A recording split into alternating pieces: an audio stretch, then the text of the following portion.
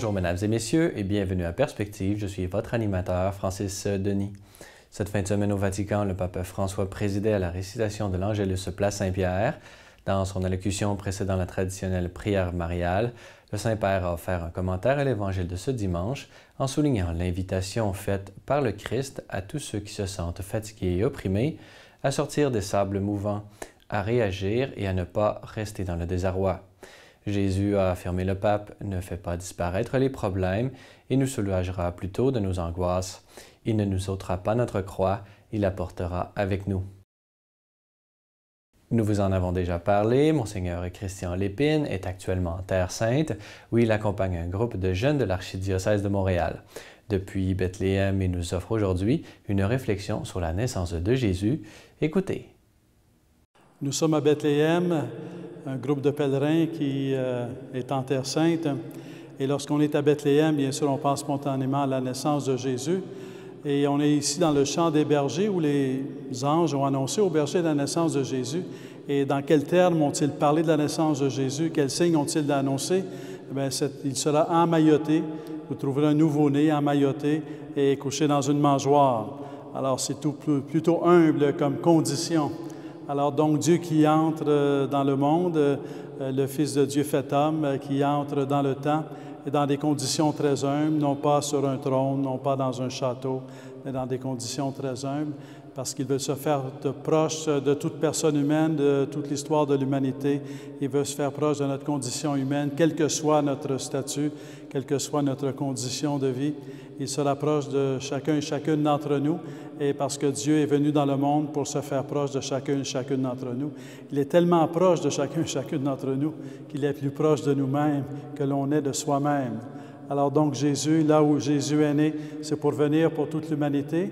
Et on peut penser que Dieu, en nous envoyant son Fils, que le Père, en nous envoyant son Fils, veut nous dire combien pour lui nous sommes importants, combien cette humanité que nous sommes, qu'il a créée, il veut l'accompagner, il veut lui être présent, il veut la sauver, la conduire sur le chemin du salut.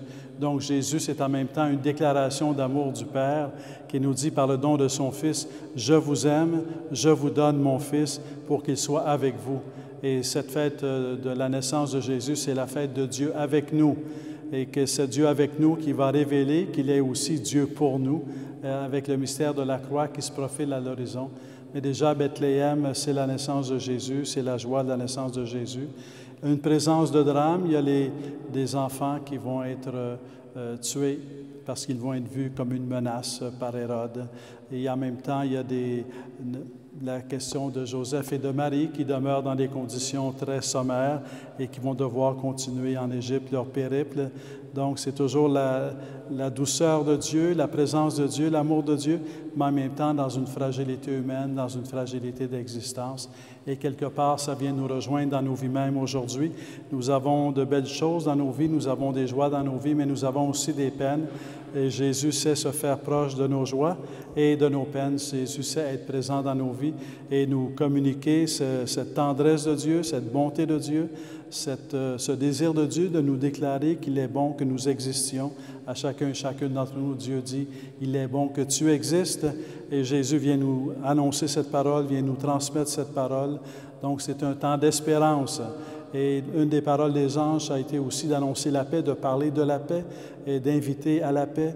Donc, et cette proclamation de la paix, elle vient dans le sens où Dieu est capable de nous apporter la paix.